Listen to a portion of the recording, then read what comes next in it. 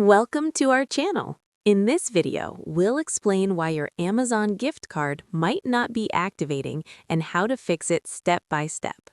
Step 1. Check the code carefully. Make sure you are entering the claim code exactly as shown on the card. Mistakes like extra spaces, missing characters, or swapped letters can prevent activation. Step 2. Ensure the card is not already used. If someone else has redeemed the card or it was previously activated, it will not work again. You can check your balance by logging into your Amazon account. Step 3. Verify your account status. Amazon may require your account to be in good standing to redeem gift cards. Make sure your account is active, verified, and not restricted. Step 4. Check the region. Some Amazon gift cards are region-specific. A card purchased in one country may not work on an account registered in another country. Step 5.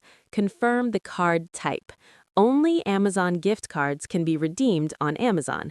Other types of promotional codes or third-party cards won't work. Step 6. Try a different device or browser. Sometimes browser settings or app glitches prevent activation. Logging in from another browser or using the Amazon app can solve the issue. Step 7. Contact Amazon support. If all steps fail, reach out to Amazon customer service with your card details. They can help verify the card and resolve any activation problems. That's it.